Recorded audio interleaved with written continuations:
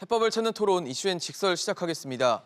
한국은행이 기준금리를 올리면서 연 1%대 시대로 복귀했습니다. 한은의 이번 결정에 부동산 시장도 촉각을 곤두세우고 있는데요. 정부의 강력한 대출 규제와 보유세 부담 증가로 관망세를 보이고 있는 시장이 금리 인상기와 맞물리면서 어떤 방향으로 흐를지에 의견이 분분한 상황입니다. 금리 인상에 따른 부동산 시장 영향 지금부터 짚어보겠습니다.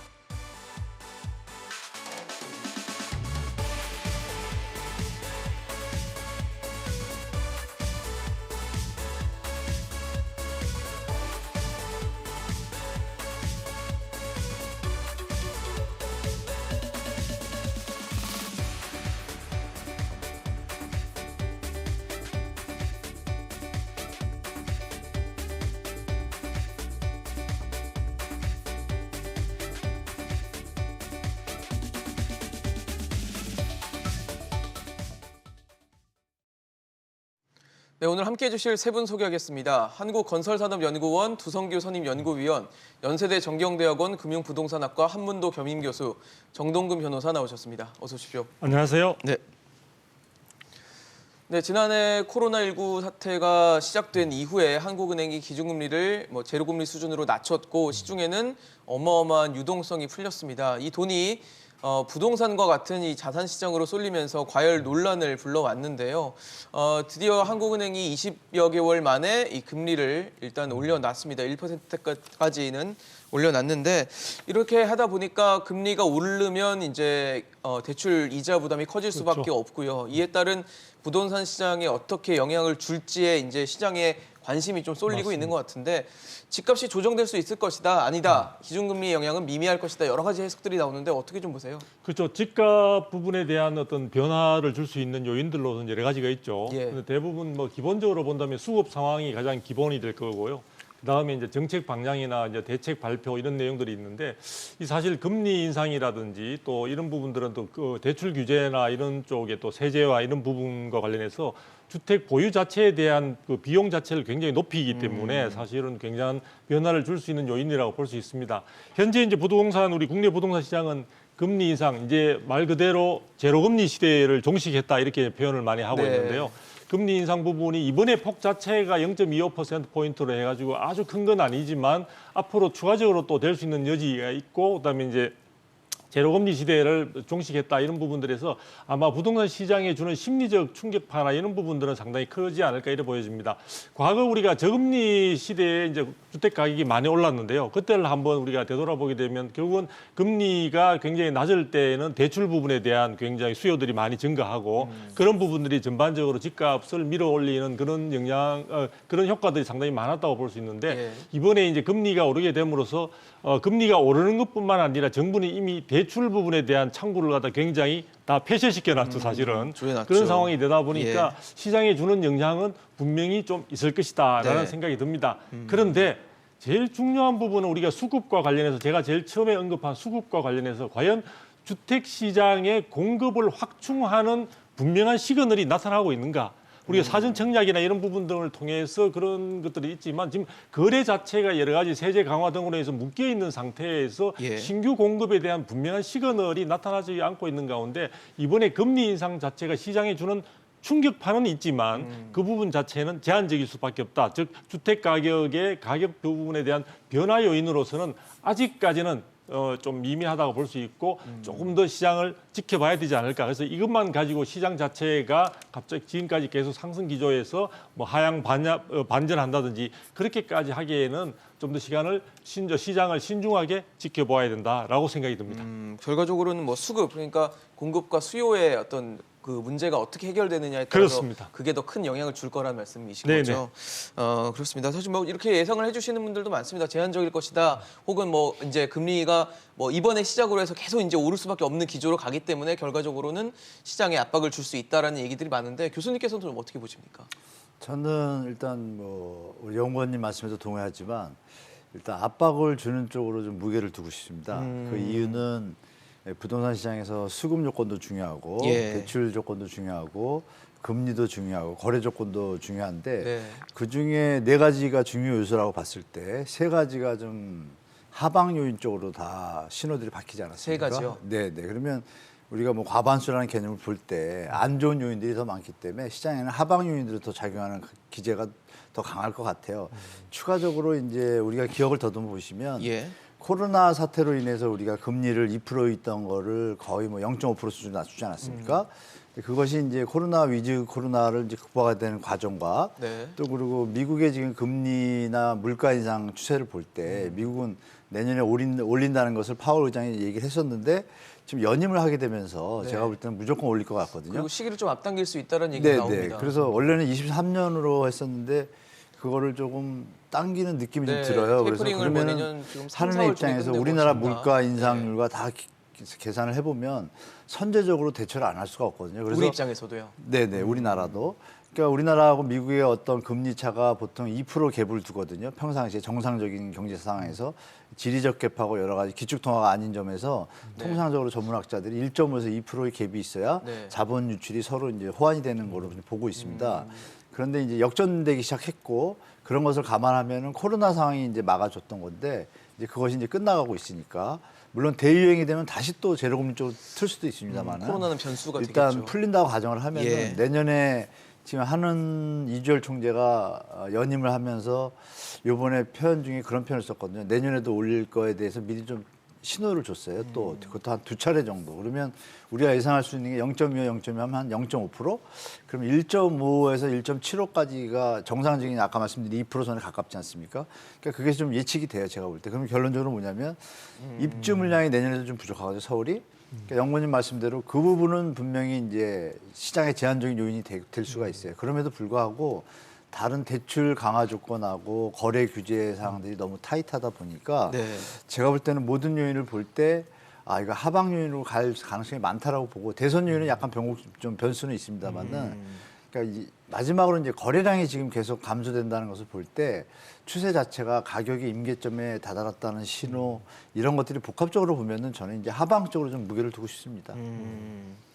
사실 지금 한국은행에서도 기준금리를 올리고 나서 뭐 지난 9월에 나왔던 그 금융안정 상황 보고서에 따르면 기준금리가 0.25%포인트 올랐을 때 가계의 연간 이자 부담 규모가 한 2조 9천억 원 정도 늘어난다고 해요. 그만큼 이 기준금리 인상이 차주들에게는 뭐 막대한 또 이자 부담을 가져올 수 있는 요인이 되기 때문에 그 부분에 대한 걱정이 되고 그게 또 이제 부동산 시장이나 주택 시장에는 또 안정이나 이제 하향으로 갈 수 있을지에 대한 궁금증을 갖게 하는 것 같은데 일단 좀 두 분의 의견이 좀 다르세요. 지금 일단은 뭐 어느 정도 공감대가 있는 부분도 있지만 다른 부분들이 존재하는데 변호사님 의견도 좀 궁금합니다. 이 시장이긴 한데 어떻게 좀 보시는지 궁금해요.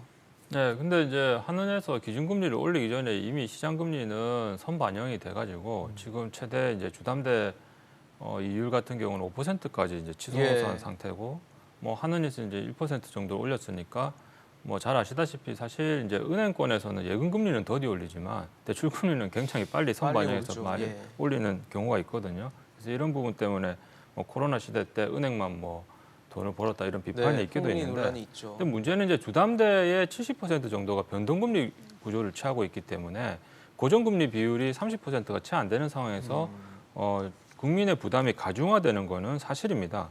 그러면 지금 뭐 이제 그 금리 인상을 논하기 전에 투기 가열지구 같은 경우는 15억 이상의 경우에는 뭐 대출이 전면 금지돼 있고 대출 자체가 제한돼 있는 마당에 대출을 못 받는데 금리가 무슨 논의가 있겠습니까? 그래서 기본적으로 금리 인상 여부는 대출이 된다는 전제하에 말씀을 드릴 수 있는 거죠, 당연히. 근데 지금 내년 대선에서의 정권이 어떻게 바뀔지 모르겠지만 지금 윤석열 후보 같은 경우는 특히 청년이나 신혼층 같은 경우에는 최대 80%까지 대출이 된다고 해요. LTV를 예, 그러면 지금 서울 아파트 중위 가격이 10억 정도 되니까 만약에 80% 대출을 받는다고 가정을 했을 때 약 8억 정도 대출을 받는다는 거 2억만 아닙니까? 있으면 되는 얘기죠. 예. 그러면 지금 이제 뭐 하는 금리가 기준금리가 상승해서 뭐 대출을 한 8억 정도 받고 이자율을 6% 정도라고 가정을 했을 때 우리가 30년 상환에서 이제 원리금 균등 상환으로 금액을 계산을 하니까 한 70만 원 정도가 나오고 아니 거치식으로 이자만 내는 경우면 한 400만 원 정도 나옵니다. 그런데 연봉 1억 원이 되는 어떤 급여 소득자의 월 실수령이 650만 원 정도밖에 안 되는데 네. 그러면 400에서 470 정도를 이자로 내고 나면 실제 가처분 소득이 180에서 250만 원 정도밖에 안 돼요. 사실상 이게 생활이 거의 불가능한 정도거든요. 이런 부분에서는 가격이 내려갈 요인이 일단 있습니다. 그리고 다주택자들 경우에는 최근 이제 종부세 부담 때문에 그 부담을 이기지 못해서 전세에서 월세로 또 전환하는 경우도 많고 또 그러다 보니까 사실상 이제 월세 수입 대부분이 종부세로 뺏기거나 아니면 이자를 납부하고 나서 사실상 다주택을 보유할 수 있는 요인이 떨어지는 경우도 사실입니다. 그래서 이런 요인을 고려한다면 전체적으로 집값에 어느 정도 영향을 미칠 수 있다는 부분을 인정한데 그런데 우리가 좀 참고해야 될 유의미한 어떤 과거의 경험 중에 하나가 참여정부 시절인 2005년부터 2007년 사이에 약 2년간 3.2%에서 약 5%가량 기준금리를 올렸어요. 근데 잘 아시다시피 그때 그런 경험에도 불구하고 집값은 더 상승했거든요. 근데 이 경험이 무엇을 말해주냐고 하면 기준금리나 시중금리가 반드시 주택 수요와 절대적인 어떤 상관관계를 잇는 충분 조건은 아니라는 거예요. 왜냐하면 지금은 임대시장 불안으로 사람들이 소위 말해서 좀 거칠게 얘기하면 메뚜기 신세라고 합니다. 이 집 갔다가 저 집 갔다가 그러니까 주거환경이 기본적으로 불안한 상황이 있고 그리고 인플레이션 우려가 완전히 해소되지 않아서 내가 현금으로 자산을 보유했을 때 자산 가치가 하락한다는 두려움이 있습니다. 그렇기 때문에 한번 탄력받은 시장 가격의 상승 그 국면은 사실상 금리가 조금 오른다고 해서 쉽게 진정될 것이라고 생각지는 않아요. 그래서 사실 본격적인 어떤 집값 안전의 논의는 이런 어떤 금리 기조가 일관되게 추진됐을 때 적어도 2, 3년 후에야 본격적으로 예상할 수 있을 거라고 저는 생각을 합니다. 네. 금리의 영향은 좀 제한적일 수밖에 없다라는 얘기를 뭐 과거 정부와도 비교해서 말씀을 주셨는데 사실 지금 뭐 이제 집을 살려면 혹은 전세를 구하려면 대출이 뭐 무조건적으로 필요한 시대입니다. 대출 없이는 집을 구하기 어려울 정도로 많이 집값이나 전세금이 올라와 있는 상황인데 이런 상황 속에서 일단 이자 부담이라고 할 수 있는 기준금리가 일단 올라와 있고 그리고 내년에도 올해와 같은 대출 규제가 이어지거나 혹은 더 강해질 수 있는 여지들이 좀 남아 있습니다. 뭐 차주별 DSR을 매긴다거나 혹은 그렇죠. 지금 안 하고 있는 전세 대출도 내년에는 총량 규제에 포함을 시킨다고 하니까 아무래도 이제 대출 받기는 더 어려워질 수도 있다는 우려가 있기 때문에 그러면 집을 사거나 전세를 받을 때 대출이 필요한데 대출을 받을 수 없다는 얘기는 결국 집을 구하려는 시도도 쉽지 않다는 얘기가 될 수도 있을 것 그렇죠. 같거든요. 그럼 결과적으로는 시장에는 뭔가 하방 압력이 되는 건 아닌가라는 생각이 듭니다. 어떻게 봐야 그렇죠. 될까요? 대출 부분들이 시장에서 주택을 구입하는 부분에 굉장히 중요한 지렛대 역할을 한다고 볼 수 있죠. 예. 그걸 통해서 사실은 앞으로 향후 집값 상승 가능성에 무게를 두는 많은 젊은이들이 연끌까지도 사실은 했던 그런 측면들이 있습니다.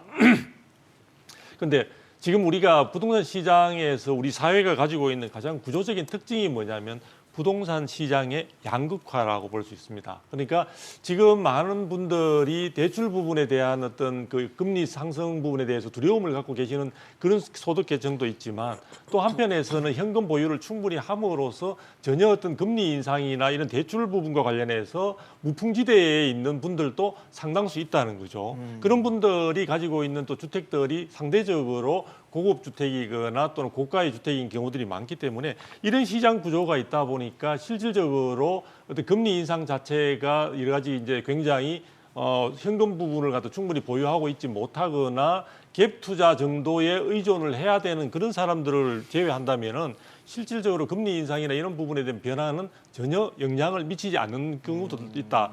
그래서 우리가 15억 이상의 어떤 주택들에 대해서 대출이 되지 않음에도 불구하고 강남 지역에 우리가 어떤 분양이 이루어졌을 때 우리의 이른바 사실은 뭐 무순위 청약으로 이루어지는 경우에 있어서는 뭐 수십만 명이 몰려드는 네. 그러니까 사실은 10억 이상의 현금을 그래도 손에 쥐고 있는 분들이 현금 그만큼 많다는 부자들이라고 얘기가 되는 거죠. 네.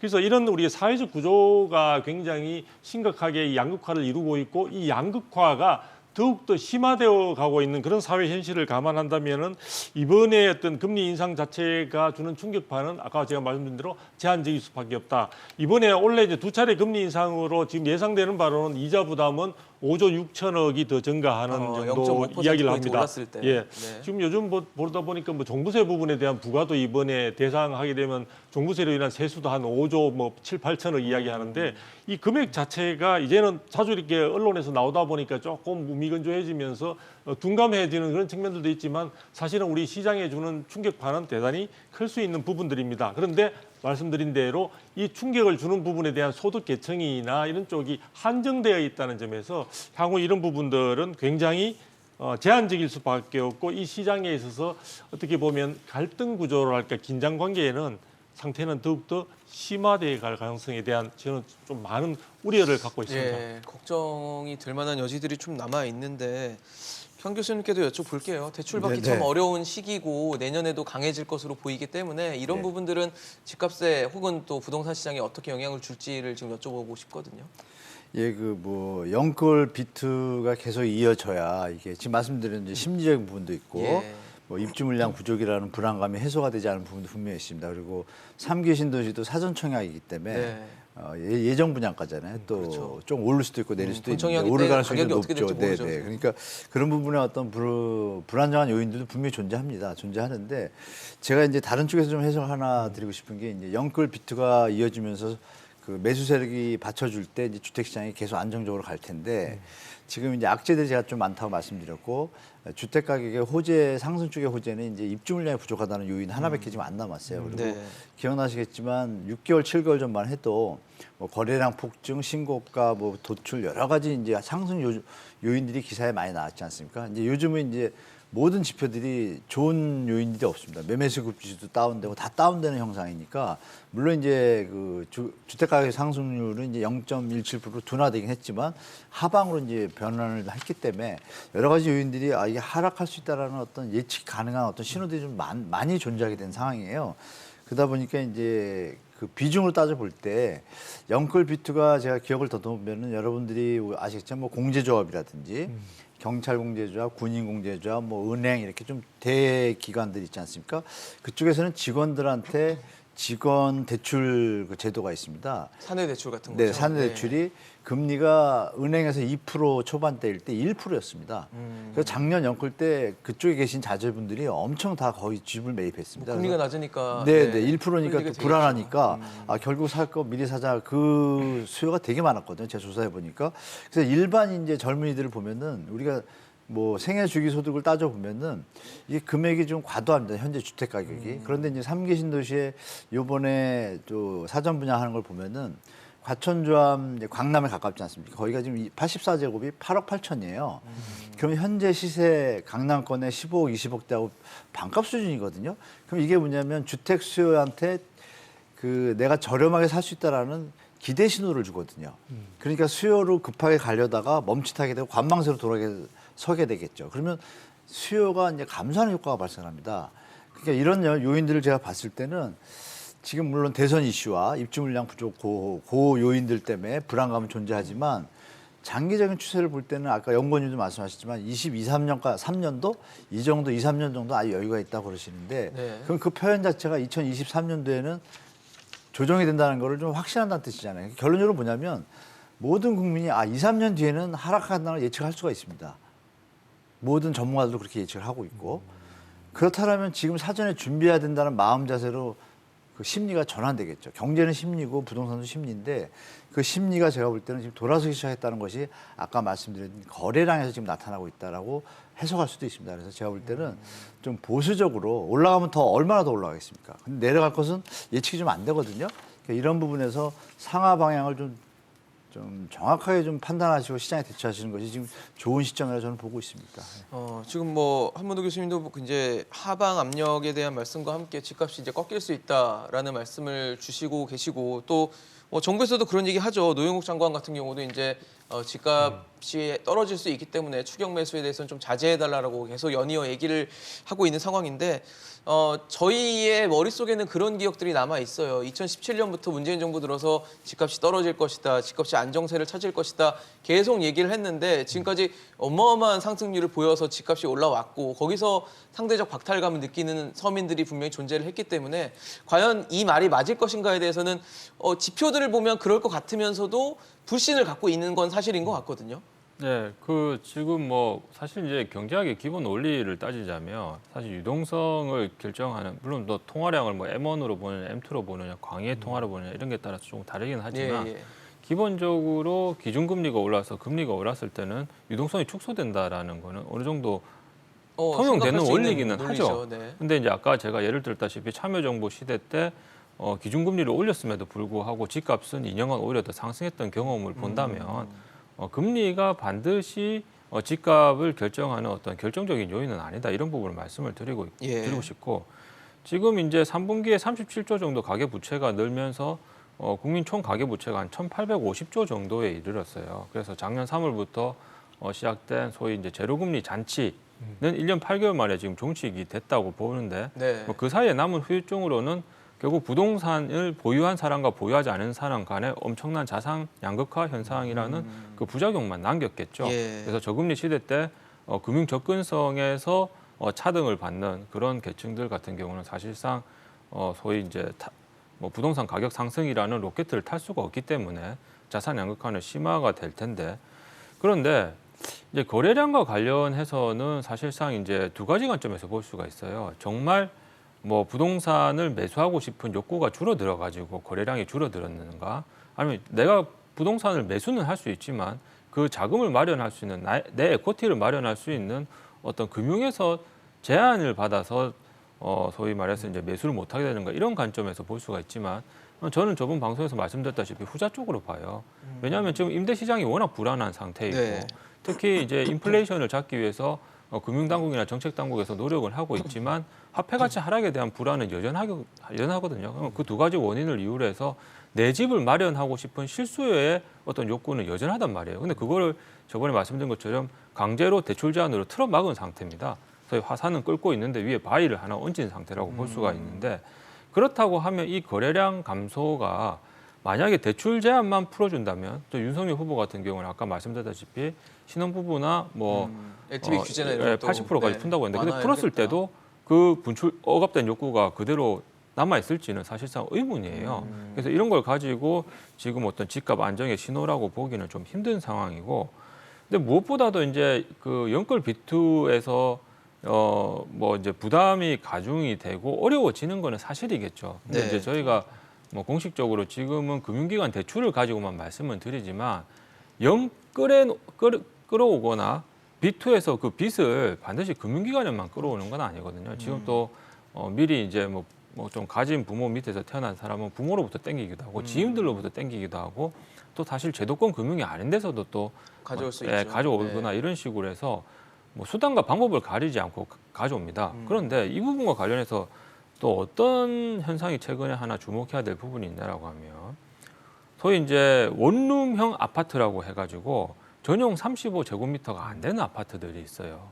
그러니까 원룸에서 조금 확장을 해가지고 사실 이제 아파트와 원룸 사이에 약간 하이브리드 형식의 아파트가 있는데 성수 트라마제 전용 35제곱미터 그 원룸형 아파트가 지금 15억이 넘어요. 15억이요? 예, 그러니까 말이 안 되는 겁니다. 원룸형 아파트가 15억이 넘는다는 건 그건 성수동이라고 뭐냐고 그러나요? 하면 네.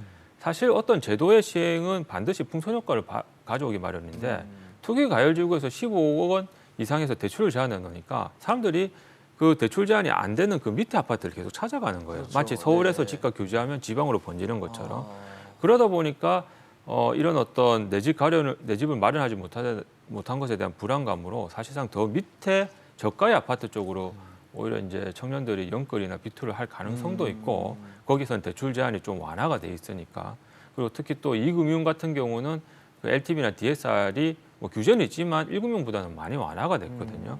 그래서 연끌 비투가 어려진 건 사실이지만 그것이 과연 뭐 금리가 올랐다고 해서 전면적으로 뭐 없어질 현상이라고 보지는 않습니다.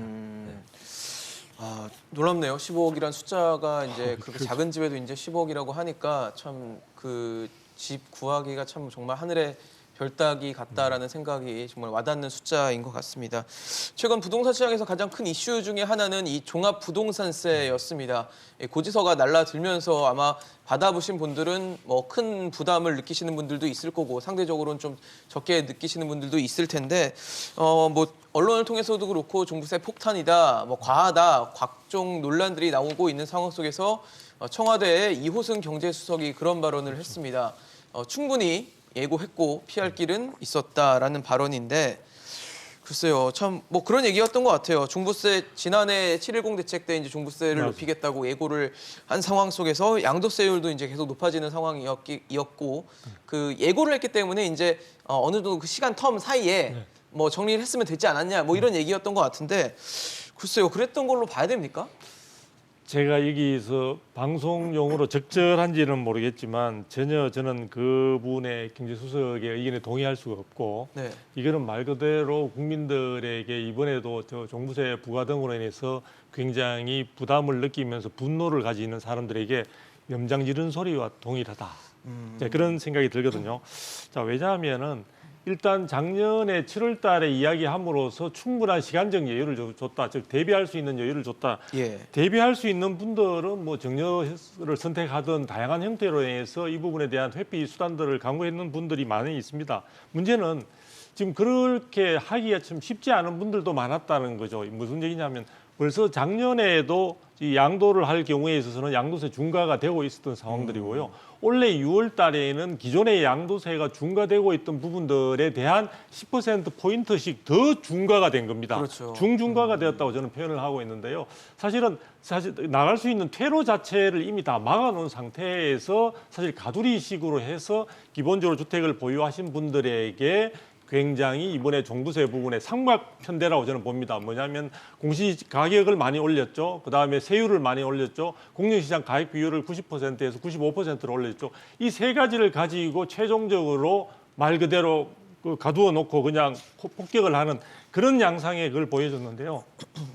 자, 이런 와중에서 우리가 고민하게 되는 것은 야, 그러면 내가 지금 집을 지금 국민들 마음속에는 정부가 자꾸 몰고 가다 보니까 내가 다 2주택자인데 이러면 나는 다주택자니까 굉장히 나는 도덕적으로도 문제가 있는 사람인가 라는 식의 이제 프레임을 걸어가는데요. 우리가 한번 보십시오. 전체적으로 집값을 누가 올렸습니까? 정책 실패에 의해서 정부의 어떤 실패에 의한 요인이 상당히 크다는 것은 전체적으로 우리 공감대를 가지고 있습니다.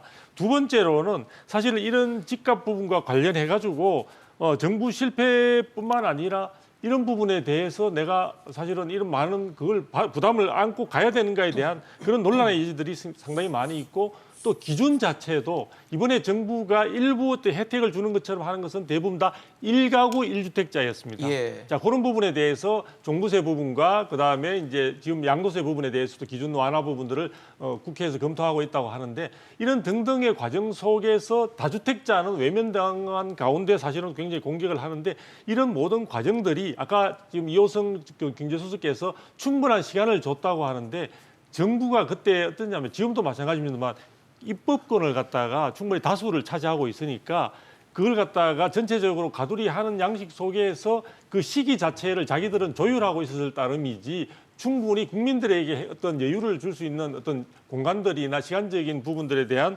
어떤 다른 대책을 세울 수 있는 기회를 줬다고 저는 생각하지 않습니다. 그래서 지금 또 다수당이라는 이유만으로 다주택자에서 1주택자에게는 아주 조금의 혜택을 주는 것 같지만 결론적으로 보면 이번에 1주택자인데도 불구하고 현실률 그러니까 그 공시가격이 많이 올라가고 현실가율을 올림으로 인해서 이번에 종부세 납부 대열에 사실 강요당하다시 참여하지 않은 분들, 참여하지 않을 수 없는 분들이 많이 이제 생겨나고 있는데요. 네. 저는 이런 부분에서 이 정책 당국자들이 국민들이 가지고 있는 고통을 제대로 이해하지 못하고 말 그대로 정말 지나가는 사람에게 던지듯이 하는 말이지만 그 사람의 생명까지도 위협할 수 있는 아주 그 정신적으로 고통을 주는 언급이었다고 생각이 듭니다. 네, 저희가 지금 뭐 여러 가지 좀 사례들을 좀 보여드리고 있는데 상당히 좀 많이 종부세가 오른 분들도 계시고 일시적 2주택자들 경우에는 사실상의 1주택자지만 이제 저희가 종부세를 매기는 시점이 이제 매년 그렇습니다. 6월 1일 시점이기 때문에 그 당시에 이제 잠깐 2주택자가 되신 분들에 대해서도 세부담이 좀 크게 늘어난 지금 사례들을 좀 보여드리고 있습니다. 뭐 이거 한 특정 사례긴 한데 전반적으로 종부세가 뭐 크게 늘었다는 데는 세액 자체가 늘었기 때문에 아마 그 부분에 대해서 뭐 이견이 없을 텐데 여기서 이호승 수석의 얘기 중에 논란이 될 수 있는 게 피할 길이 있었다라는 건데 저는 그러면 교수님께 좀 여쭤보고 싶은 게 이게 2020년 7월에 이제 710 대책 내놓으면서 세율을 굉장히 높이기로 했고 종부세율을 높이기로 했었는데 그러면 피할 길이라는 건 이제 양도해라, 뭐 집을 내놔라라는 얘기일 텐데 팔아라는 얘기인데 당시에도 양도세율은 62%였거든요. 최고세율이. 네, 3주택자 그리고 60%. 네.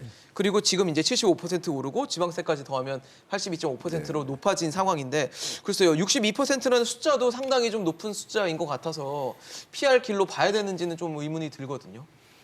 일단 그거는 이제 소유주의 선택인데 그렇겠죠.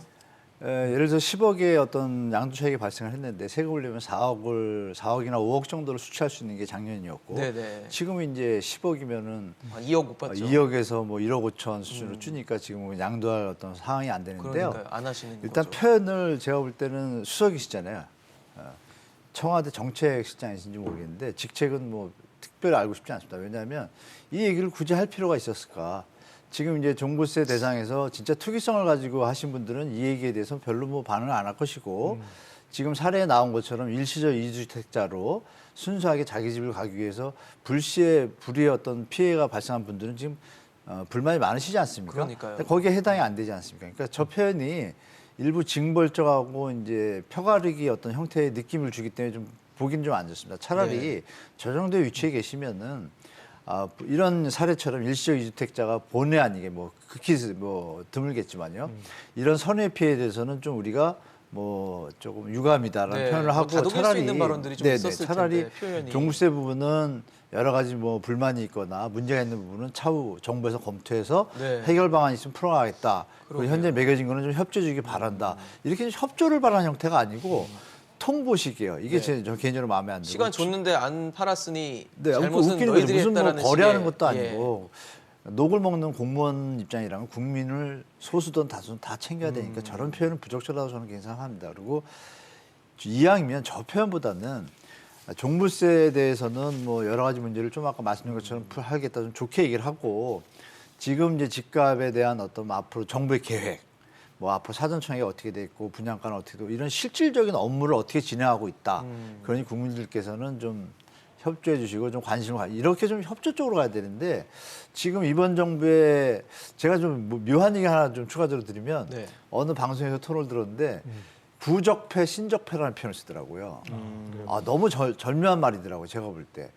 부적폐 신적폐 너무 어울리는 말인 것 같아서 제가 볼 때는 구기득권 신기득권이라는 말하고도 어울릴 것 같아요. 지금 뭐 이 수석분이 뜻은 이해해요. 정부의 네. 정책이 예고를 줬다는 것인데 표현의 방식이나 국민을 대하는 방식은 좀 부적절한 면이 좀 있다고 보고 제가 볼 땐 종부세 논란이 좀 있는데 1주택자 중에서 또 뭐 피해를 보는 분들 뭐 88.9%가 다주택자가 법인이라고 하는데 다주택자 중에 아까처럼 일시적 다주택자의 어떤 그런 분들도 있고 여러 사례별로 네. 조금 리스트업을 해가지고 불합리한 부분들은 고치겠다는 거 던져주고 나머지 부분은 주택 공급에 대해서 박차를 가하겠다 이런 쪽으로 다시 선회를 하는 정책 방향과 또 국민들을 대할 때 표현하는 방식들을 좀 바꿔줬으면 하는 바람입니다. 네. 네, 저희 이 부분과 관련해서 조금 꼭 강조드리고 싶은 부분이 네. 있는데 이번 정부의 특징 중에 하나가 언제까지 뭐 팔지 않으면 철퇴를 맞을 것이다 이런 시간적 테러를 주고 굉장히 이제 국민을 약간 협박하는 식으로 이런 정책을 좀 많이 썼는데요.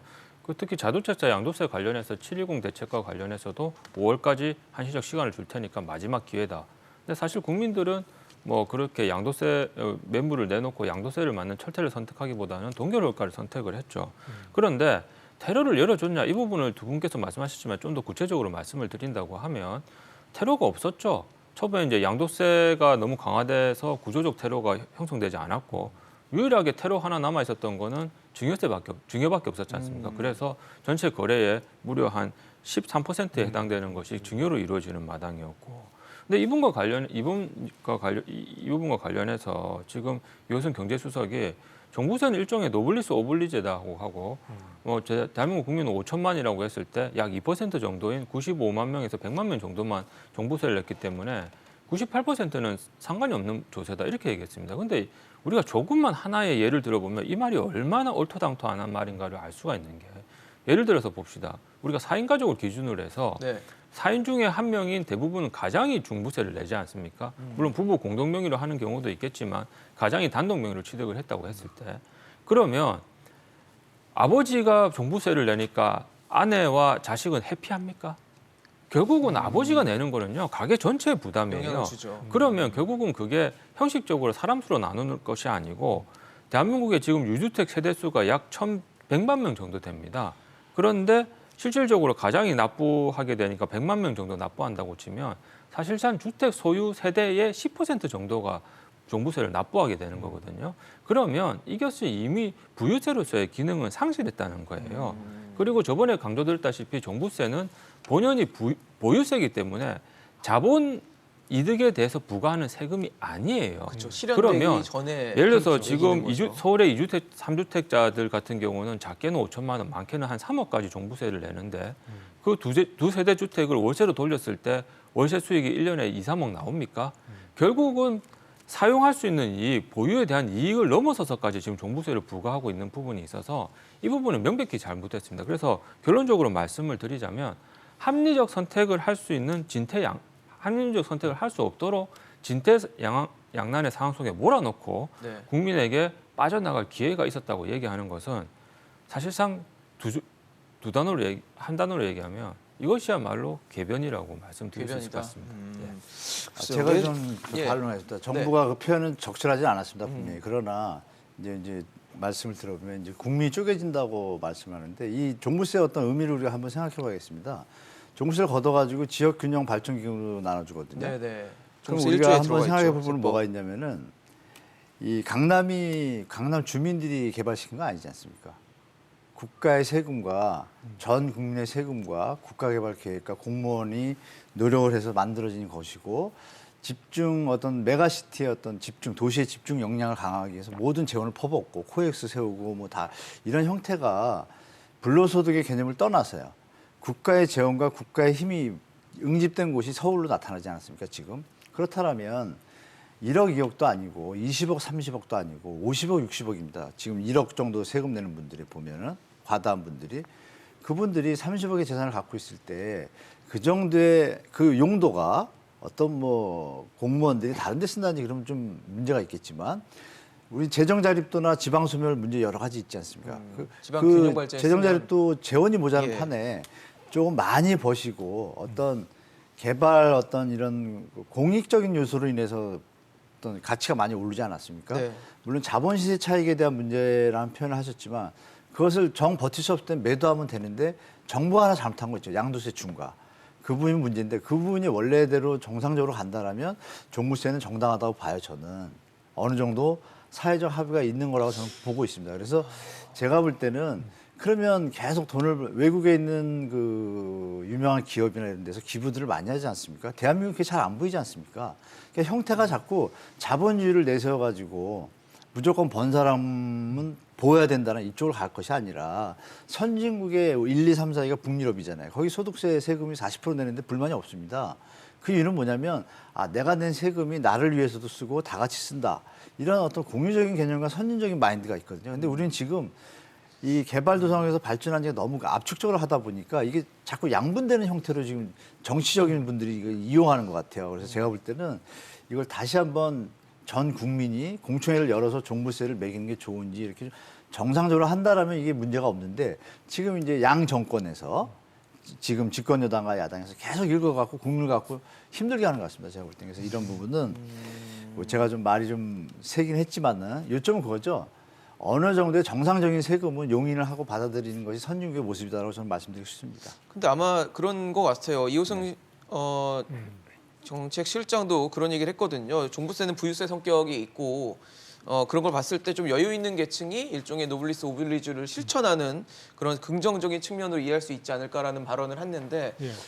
아마 그거에 좀 예외가 되는 것들이 이제 아까 보여드렸던 일시적 이주택자라든지 뭐 그런 이제 일부 사례들이 아마 얘기가 되면서 그게 과연 부유세 성격을 제대로 이행하고 있는 것인지에 대해서는 의문이 들고 그게 논란이 되고 있는 것 같거든요. 그렇죠. 그 제가 이 부분들을 꼭 저도 말씀을 드리고 싶은 게 일단 지금 종부세는 말 그대로 부유세로서의 성격으로 출범을 했습니다. 출범을 했는데 공교롭게도 이게 우리 기존에 내려오던 부분들에 있어서 재산세가 있었음에도 불구하고 예. 고 노무현 정부 시절에 이제 사실은 추가 신설된 거죠. 추가 신설되고 출범할 때부터 이제 이런 위헌 논란도 지금 많았는데요.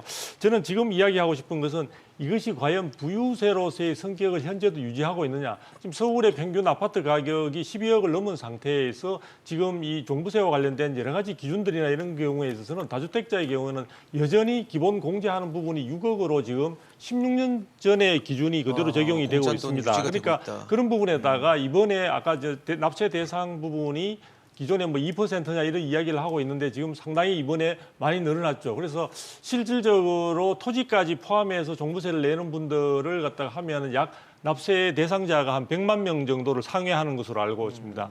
굉장히 많이 늘어났기 때문에 제한된 사람들, 그러니까 즉 노무현 정부 시절에 처음 만들어질 때는 부유세로서의 의미가 있었는지는 모르겠지만 지금의 경우에 있어서는 이미 부유세로서의 기본적인 부분들을 다 벗어나 버린 게 아닌가 이렇게 지금 보여지고요.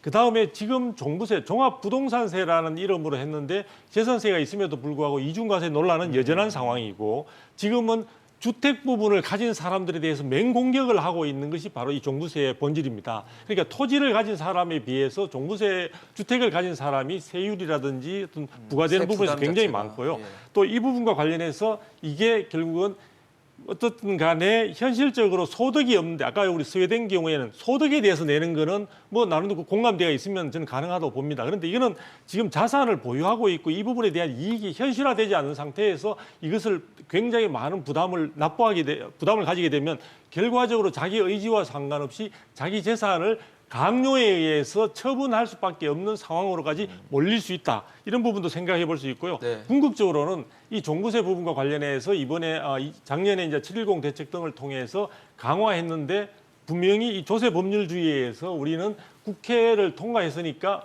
정당성을 가지고 있다라고 이야기하지만 아까 제가 말씀드렸지 않습니까? 지금 이것은 작년에 임대차 3법 개정과 함께 저는 입법 폭력이라고 보고 있습니다. 그러니까 정당성의 절차를 거친 것처럼 겉으로는 그렇게 보이지만 실질적으로는 다수에 의한 사실은 몰아가기와 다름없는 상태에서 국민들은 그 한 해 하나의 표본이나 어떤 대상자로만 전락한 그런 부분들을 보여주기 때문에 이 종부세 부분에 대해서는 이번에 뭐 선거 과정에서도 지금 하나의 핫 이슈가 되고 네. 있지 않습니까? 저는 근본적인 부분에 대한 손질, 즉 국민들의 진정한 의사나 이런 부분들을 충분히 바탕으로 하는 가운데 이거는 다시 한번 논의가 돼야 될 저는 세제라고 보고 있습니다. 알겠습니다. 뭐 지금 이우승 정책실장이 얘기하는 그 피할 길에 대해서는 뭐 양도세도 이 부분의 하나로 봤을 때 최근 여당도 그렇고 야당도 이제 1세대 1주택자에 물리는 양도세 비과세 부과 기준의 한도 이제 선을 현행 9억 원에서 12억 원으로 올리는 데는 뭐 여야는 잠정 합의를 했는데 정부가 또 약간 신중해야 된다는 입장을 갖고 있어요. 홍남기 부총리는 이 부분에 대한 우려를 나타내고 있는데 변호사님 이게 12억 원을 올리면 이제 세금을 납부하지 않아도 되는 분들이 상대적으로 늘어나는 건데 1세대 1주택자에 대해서는 근데 정부에서는 왜 이렇게 우려하고 좀 경계하는 입장을 내고 있을까요? 예, 지금 그러면 지금 이 질문에서 핵심은 양도세 완화 부분에 있는 것이 아니고 1가구 1주택에 대한 양도세 완화 논의입니다. 그렇죠. 근데 저는 이 한정적이죠. 부분에 대해서는 제가 일관되게 그동안 말씀드렸었는데 1가구 1주택에 대한 양도세 완화로 인한 주택 가격 상승에 미치는 영향은 저는 거의 없다라고 늘 일관되게 말씀드릴 수 있습니다. 이게 왜냐하면요. 사실 이제 1가구 1주택의 실거주 목적인데 물론 이제 아주 소수는 갭 투자로 하고 자기는 전세나 월세로 전전하는 경우도 있긴 있습니다. 그렇죠. 근데 그 비중은 극히 미비해서 사실 무시할 수 있을 정도예요. 그러면 홍남기 부총리가 굳이 왜 이런 말을 했을까? 물론 저는 그분의 말을 동의하지 않지만 최대한 그분의 입장에서 그분의 말을 한번 선회해 보려고 합니다. 그러면 이런 경우가 있을 수 있겠죠. 지금 이제 평균 대한민국 국민에서 유주택자와 무주택자 비율이 6대4, 경우에 따라서는 5대5 정도 되거든요.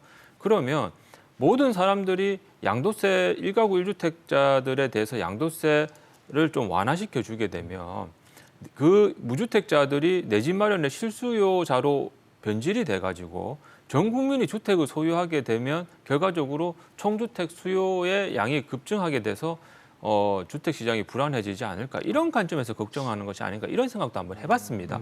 그런데 그것도 저는 동의할 수 없어요. 왜냐하면요.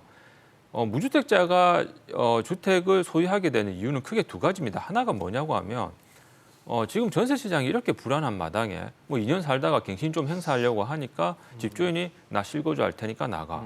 그리고 옮겨 다닐 불안하죠. 때마다 예. 지금 전세 가격이나 월세 가격이 폭등해서 사실상 이게 무슨 뭐 저기 역마살이 긴 것도 아니고 내가 계속 옮겨 다녀야 되는 되고, 그리고 또 한 번 찾아야 되고 자녀가 있는 부분은 사람들은 어떤 자녀들이 한 2년 정도 정착하고 나면 그 학교의 학생들하고 교우관계 형성돼요. 그럼요. 근데 또 이사 가고 하면 자녀 교육에도 바람직하지 않습니다. 그리고 최근 있고 저희 싶죠. 아버지 지인 예. 중에 어떤 사례가 있었냐고 하면 30년간 공무원 생활하면서 전세로만 살았어요. 근데 전세 가격이 폭등해서 서울에서 더 이상 전세 가격을 구할 수 없으니까 원치 않게 부산으로 낙향했습니다. 거주인의 자유를 침해받고 있단 말이에요. 그리고 두 번째는 뭐냐고 하면 인플레이션이나 통화량 가행으로 인해 유동성 가행으로 인해서 화폐 가치 하락. 즉 나는 주택 안 사고 예금이나 적금으로 차근차근 정리해 나갔는데 그 화폐 가치가 계속 떨어지니까 결국은 실물 자산으로서 주택을 보유하겠다. 이 두 가지 원인이거든요. 그런데 지금 이 두 가지 원인이 해결되지 않은 상황에서 오히려 국민들이 주택 내 집 마련에 대한 실수요가 굉장히 높아진 상태인데 이것을 양도세를 조금 완화해준다고 해가지고 무주택자가 다 실수요의 유주택자가 된다는 것은 동의할 수 전혀 없습니다. 그래서 결국은 이런 부분을 해결하려고 하면 임대주택 시장을 좀 안정화시키거나 적어도 화폐 가치가 급격하게 하락하지 않도록 적절한 통화 정책이나 재정 정책을 통해서 국민들에게 그 부분에 대한 안정감을 줘야 돼요. 그런 의미에서 지금 홍남기 부총리죠. 예, 이런 발언들이, 홍남기 부총리께서 이 지적하신 우려는 이걸 딱 표현할 수 있는 사자성어가 있습니다. 기우라고 저는 표현하고 싶습니다. 기운가요? 예. 사자성어인데 두 자를 하고 아니 그 원래 이제 아니, 사자성어 우려를 줄여서 표현하셨다라고 생각을 네, 합니다. 맞아요. 사자성어를 줄임말이 네, 기우. 줄여서 네, 기우라고. 네. 사실 기우라고 근데 표현하고 싶습니다. 예. 그러니까 말씀해 주신 게 핵심이 그거거든요. 1세대 네. 1주택자가 집을 내놓으란 얘기잖아요. 그러면은 네, 이제 네. 무주택자가 내놓으라는 얘기의 차원은 아니죠. 일단 네. 공급을 늘릴 수 있는 요인이 있다라는 그렇죠. 거지. 근데 내놓으라는 얘기는 아니죠. 1주택자가 무주택자가 되고 집을 내놔야 이 기준에 적용이 될 네, 텐데 좀 그런 아이러니하죠. 케이스가 참 예. 많을까 싶습니다, 사실. 그러니까 저는 뭐 일단은 그 양도세, 비과세 높이를 올려준 것은 일단 갭 투자 형식으로 투자한 분들도 좀 계시고 여러 가지 형태가 있는데 그 의도의 어떤 진정성을 잘 모르겠어요. 지금 변호사님 말씀처럼 사실 저는 뭐 논평할 그런 생각을 아예 안 가졌습니다. 이 대목에 대해서 이것이 뭐 공급을 늘릴 것인가 가격 전혀 그 시장에 안정해질 영향이 좀 것인가. 없을 것 같고 이건 개인의 선택의 어떤 그 폭을 넓혀준 것에 좀 그친다고 보고 그렇죠. 저는 이제 홍남기 이분이 이제 얘기를 하셨는데 아까 우리 변호사님 임대차 안정을 얘기하셨잖아요. 저도 이제 그쪽에 동의합니다. 왜냐하면 지금 이거 갖고 기자들한테 논평할 때가 아니잖아요. 세수 예측도 못하는 양반이 무슨 이런 얘기를 합니까? 제가 볼 때는 이 부분은 그 자기 집 팔 때도 국민들한테 좀 실망감을 줬잖아요. 기억나시겠지만 아, 네. 그렇죠. 임대차 뭐 계약 맞을 때 뭐 그거 비밀 유지 확약만 하면 기자들한테 노출이 안 됐을 것이고 그걸 굳이 내 가지고 국민을 갖다 혼돈에 빠뜨리고 정부 정책을 훼손한 양반이 지금 와서 뭐 일일이 이거에서 뭐 논평한다는 자체도 웃깁니다. 제가 볼 때. 그래서 이건 이분이 얘기할 자격이 저는 없다고 보고요. 차라리 그냥 그 세수 관리나 좀 잘 하셔서 그 돈을 뭐 임대주택 짓는데 쓰든지 조용히 일이나 하셨으면 좋겠어요. 개인적으로. 네. 그래서 이건 좀 이 정도 선에서 저는 뭐 해설을 마치겠습니다. 무리수다. 예, 예, 네. 예. 알겠습니다. 지금 사실 뭐 부동산 시장이 기준금리 인상에 따라서 어떻게 변할지 많은 분들의 관심이 쏠려 있는 것 같습니다. 과연 정부가 바라는 시장 안정을 가져다 줄 수 있는 요인이 될까요? 오늘 얘기를 들어보면 제한적이지 않을까. 그리고 향후 또 정권 교체라든지 혹은 부동산 시장에 어떤 변수를 줄 수 있는 코로나 상황들, 각종 변수들이 남아 있는 상황이기 때문에 많은 분들이 좀 관망하시지 않을까라는 생각도 듭니다. 좀 시장 상황과 정책 변화들을 좀 지켜봐야 되지 않을까라는 생각이 들었습니다. 오늘 두성 교수님 연구위원, 한문도 교수, 정동근 변호사와 함께했습니다. 이슈의 직설 오늘 준비한 소식은 여기까지입니다. 지금까지 시청해주신 여러분 고맙습니다. 네, 감사합니다. 고맙습니다.